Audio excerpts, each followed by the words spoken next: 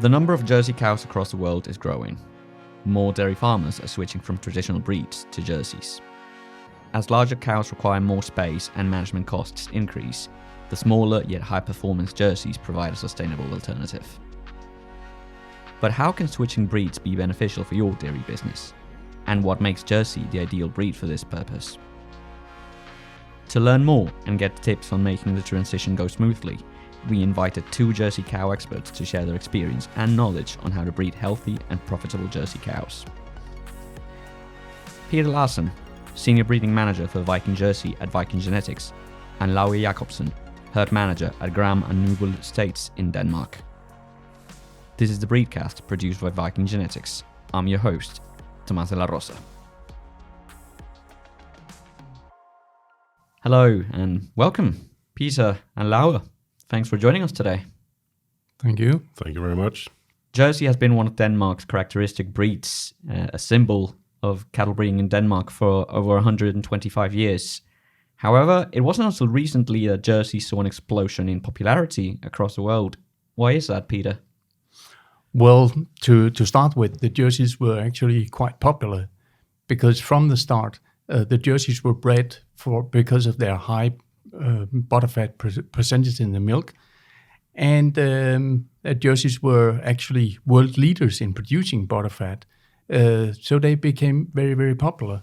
But then when protein was introduced in milk pricing, the dairy companies started to pay for protein. Jerseys were far behind other breeds. And that meant that they were, for a number of years, since the 80s, not as popular any longer.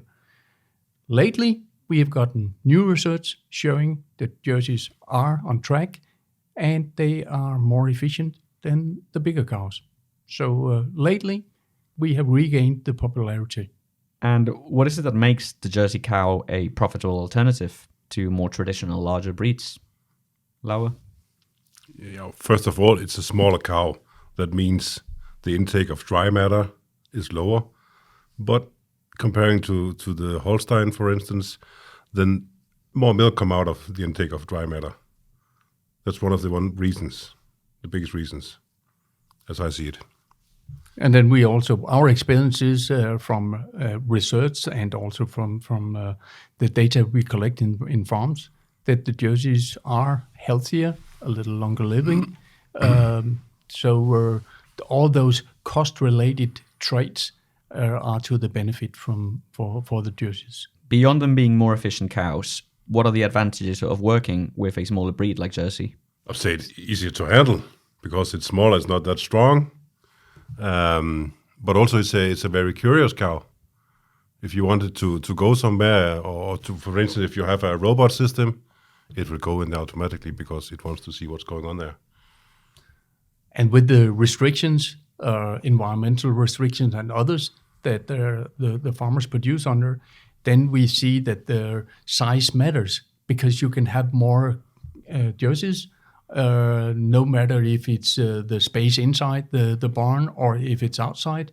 It requires less land, requires less space in the barn. Yeah, and what I see in Gram and Nybøl Estate, that we have a lot of fields where the cows goes for grazing every day, and some days they have to walk 1-2 kilometers. And I can see the Jersey cows, they can really manage that. Peter, one of the things that you mentioned at the start about the way contracts have evolved, milk contracts. In many countries, these contracts are moving away from yield and starting to focus more on milk quality and solids. What makes the Jersey breed the right choice for farmers experiencing this? When focusing on milk solids, there's a clear advantage for the Jersey breed because they are traditionally producing milk with higher solids.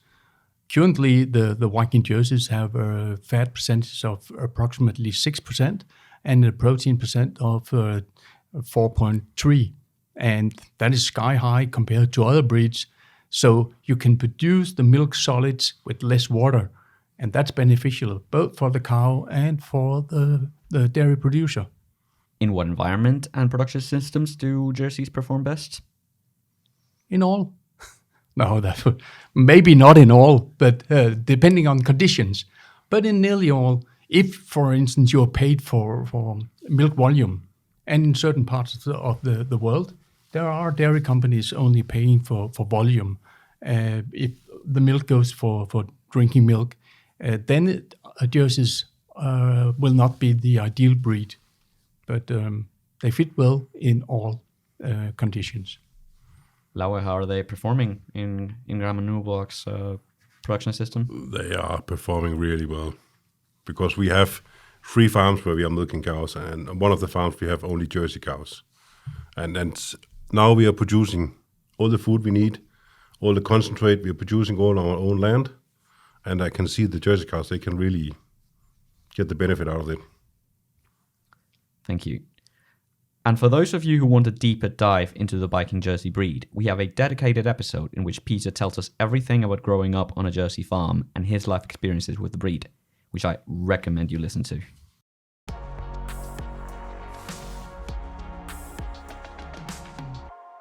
We've heard about what makes Jersey cows profitable and a great alternative to larger breeds.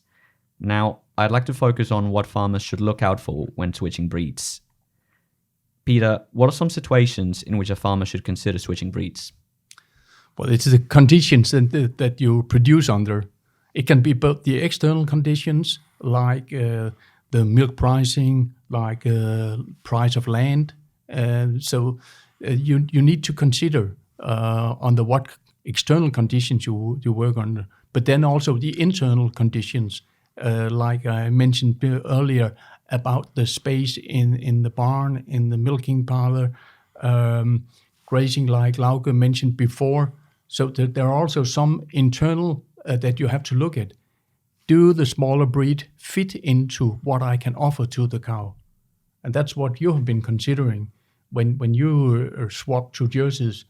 What conditions did you have on the farm? And also you should look about transport cost. I think some people forget that. Because you have the manure you have to drive away, but you have also all the rawheads you're producing around. Do you have a long distance to transport? Then definitely we have an advantage in Jersey cows. Yeah. Lauge, can you tell us a little about what does the process of switching breeds look like? We bought an empty farm. We had 2 farms with black and white Holstein, and then we had an empty farm, and there we decided, okay, now we go for Jersey cows. First of all the barns, they were originally built for Jersey cows. But also the amount of hectares we have around, because we are organic, as we have to put all the cows for grazing, then it was a very easy decision. Let's go for Jersey cows. And later on, we have figured out also that the milk from Jersey cows, if we mix it with the black and white, it's very tasty. And the dairy facilities, they also like it because they have the higher fat and they can use it for a lot of products they are producing there. And everything we are producing is selling in shops in Denmark. So it's very important that we have the right quality and taste also. But depending again on conditions, normally I recommend all out, all in. If you have made a decision to change from Holstein to jerseys, it's much quicker, much easier to sell all your Holsteins and then buy in the jerseys. And in your case, if you want to have more jerseys at Gram and Nybøl, how will you do that? All in, all out. Yeah. More to say, because Jersey cow is a little cow. That means if you mix that with the group of Holstein cows, then the Jersey cows will look like losers. But when it's only Jersey cows, then it will be only winners. Yeah. And sex semen, is that part of your strategy? Absolutely. Yeah. We use more or less 95 to 100% sexy semen with our Jersey cows. So we have a lot of heifers in the future, so we can replace our Holstein cows. Yeah. And Peter, what about crossbreeding with Jersey? What benefits could farmers get from crossbreeding? The benefit of crossbreeding is, of course, that you make use of this heterosis effect, that you get a little extra. Then 2 and 2 is not 4, it might be 5 or something similar. But you will get, if you run a Golden Cross concept, Golden Cross is this crossbreeding concept where you use the jerseys, the Holsteins and the Reds. You will get cows that are a little bigger. You will get cows that have a little higher production. But you will also get cows that lose a little bit of efficiency compared to the Jerseys. But this with having the heterosis effect, that's the main thing in the crossbreeding. And what are some common pitfalls of switching breeds? Are there any common mistakes that farmers should look out for when switching breeds? Oh yeah, there could be a few. There are definitely. There are not only a few, but let's say that the small calf, when they are born, they are small, they are tiny. That means you have to be really good to taking care of them. Because if you see is sick, you have only one chance, and it's now. So what is really important is that you colostrum has a perfect quality, and the calf get it within 6 hours after it's been born. Then I would say it's not so difficult to take care of the Jersey new calves. Not at all. And also, you have to feed them a little bit different than the black and white. The food has to be a little bit more concentrated because it has a smaller stomach, of course. Yeah, so you need to consider before making the switch, what is it that I'm going to get by doing this switch so that you do not have these pitfalls. So dig deeper into what's special about the new breed, as Lauge mentioned, with the newborn calves and also with the milk fever, more concentrated feed for the Jerseys. There are some things you need to dig deeper into before making the switch. But then you can also be sure of having success by doing the switch. Over the last few years, emissions and feed efficiency, they've become a considerable part of the discussion involving dairy cows. And that's something that you mentioned at the start, Peter, talking about feed efficiency and how Jersey cows can benefit farmers in that aspect. Can you expand a little more on these climate benefits? Oh, well, we have seen over the later years when running projects, especially at the Danish Cattle Research Center, but also now directly in VikingGenetics, we've seen over later years that we can benefit from developing breeding values so that we have a breeding tool to make the cows more efficient. We've seen that in our seafeed project, where we focus on feed efficiency and individual feed intake, where we use the 3D cameras. We've seen it in a later project that we've started together with Arla and others, where we measure methane and CO2 from the cows. It will also end up in breeding values and making cows more efficient. And those results show that Jerseys produce a little less climate gases or greenhouse gases per kilogram of product produced. It also shows that Jerseys eat a little less per kilogram produced. So those are the results from research and from the data we get on daily basis now. Do you see something in your herd, Lauge? I have been mentioned it before, also the transport cost. Yeah. So there is a lot of things there. But is it exclusively the transport costs, or are you looking at the climate benefits of Jerseys from a different perspective? No, we are looking at it because we have to see ourselves as a consumer because we have a product to sell. So we definitely have to look at the climate. What effect does our cows have on it? But you're also related to the supermarket chain, Rema 1000. Yes. And that means that you're under direct influence of a supermarket that takes all your products. Isn't it so? Yeah, it is, yes. Lauge, being partly owned by a supermarket chain, at what parameters does CalmSlot look at? We have to see ourselves as a customer. That means what products would we like to drink or to eat? That means how it's been produced. That means we look at the climate.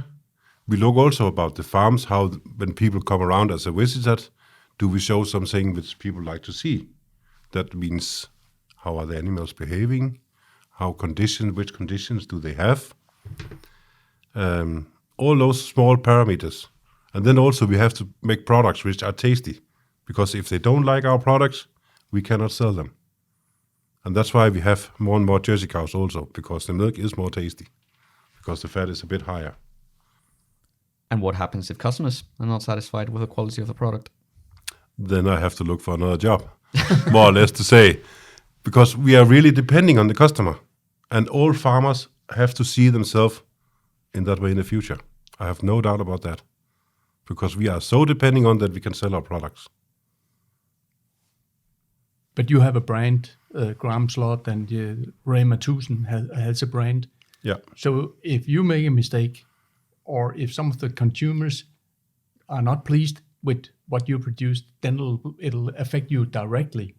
Yeah. It takes a long time to build a brand. Yeah. But you can destroy it immediately. So we are very careful about what we are doing. If you want to learn more about emissions and other regulations farmers have to navigate through, we have an episode of the BreedCast on the subject featuring Walter Liebrechts, our Dutch cattle breeder, which I encourage you to listen to. And our listeners out there can also have a more profitable, feed-efficient dairy herd with world-class Nordic genetics. To discover what VikingGenetics breeding bulls are available, please visit VikingGenetics.com and browse a Holstein, Red and Jersey bulls selection.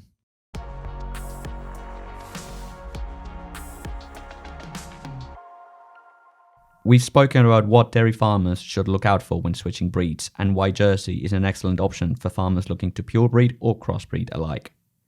Now, I'd like to take a look at dairy farming tomorrow and the role Jerseys have to play in it. Peter, when looking at the future, what are some trends dairy farmers should be on the lookout for? Firstly, definitely feed efficiency.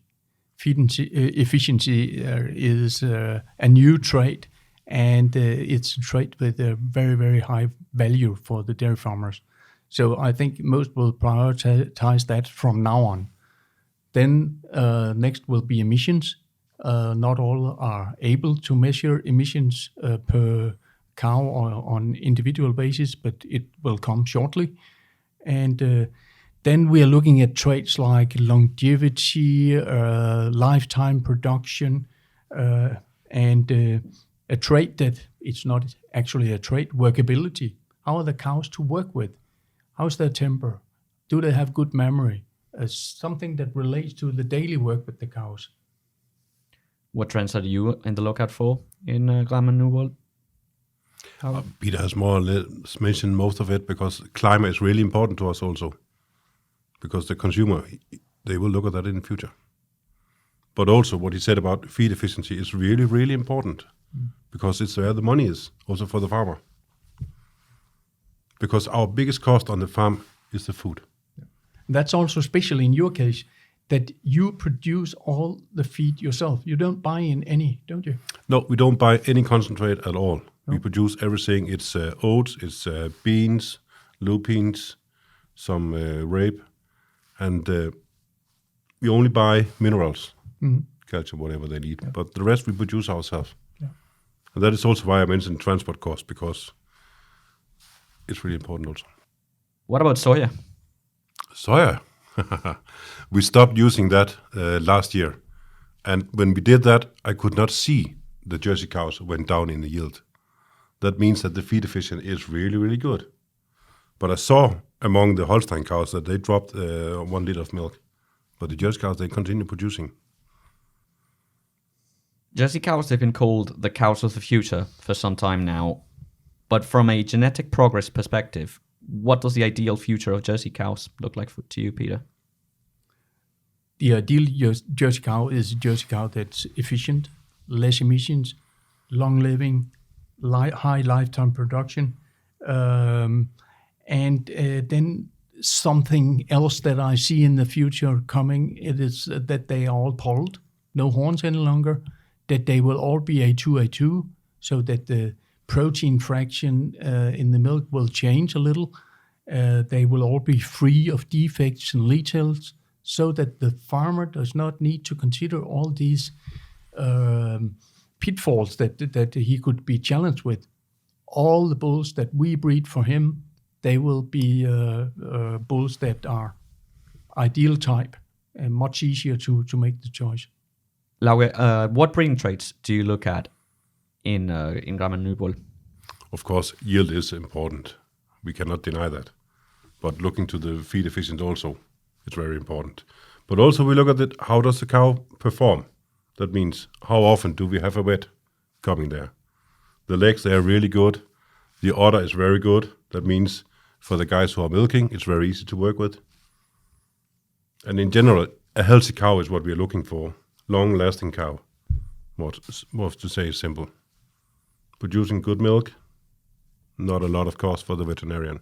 You mentioned earlier that you use approximately 95% sex semen, and the usage of Jersey sex semen has been exponentially growing over the last few years. It's even higher in Jersey than in many other breeds. Why is that?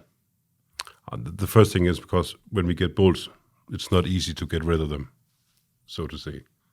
But we do it mainly because we want to increase our Jersey herds. And what we'll do in the future when we are stopping to grow, let's see about that. But I think we can export some of the heifers. I'm quite sure that will be the way. Anything to add on that, Peter? Yeah, well, the Jersey breed has never been a breed a dual-purpose breed. It has always been a dairy breed. So we have never focused on meat production. So as Lauge mentions, the bull calves are worthless. Yep. And that's why the Jerseys have been the drivers in use of sex semen. I think that the breeding strategy will be like you do, Lauge. It'll be sex semen. The Jersey semen will be sexed, all of it, and then the rest will be beef. And I also think that it will be sexed beef in future, in near future even. And the really advantage with sexed semen is that you can decide which cow you want to have a heifer from. Mm. Yeah, so the better cows will be inseminated with sexed Jersey. Yes. The poorer cows with beef. Yeah. To wrap up the discussion, what are some of the steps farmers could take towards more future-friendly farming? Peter? Well, focus on the type of cows of the future. And that means that you will have less input per kilogram of output, less emission per kilogram of output, less work, less trouble per kilogram of output. So focus on less input and then less input per kilogram of output or per the effect that you go for. And if I can add, then maybe also in the future start to focus on water, the use of water. It might not be critical here. Now when we are recording this podcast, it's very dry, and we experienced that a few years ago. But in other parts of the world, water is a limited resource. So that might be the next breeding value that we develop, the water intake or the water use. Lauge, anything to add at the end? We cannot decide ourselves if we want to be here in the future. It's the population around us, it's the customers who decides. That's why climate is really important. So the most climate-friendly cow will for sure be here in the future. The rest, they will disappear. Thanks for joining us on the BreedCast today. We've looked at the Jersey breed and why it's a profitable alternative to more traditional large breeds. We also discussed how it could play a key role in helping farmers switch breeds. If you want to learn more about VikingGenetics, our dairy and beef breeds, get tips and tricks for breeding and management, and much more, please visit our website, VikingGenetics.com. Huge thanks to Peter Larson and Lauge Jakobsen for sharing their insights. A shout out to all of you out there listening. If you have an idea for a topic in the world of cattle breeding you would like us to focus on, please visit BreedCast.com or message us on Facebook on the VikingGenetics Facebook page. I'm your host, Tomás De La Rosa. Please join me for the next episode where we will hear from Chris McCullough, an international multi-award winning agri-journalist. You've been listening to the BreedCast, innovative breeding in your ears.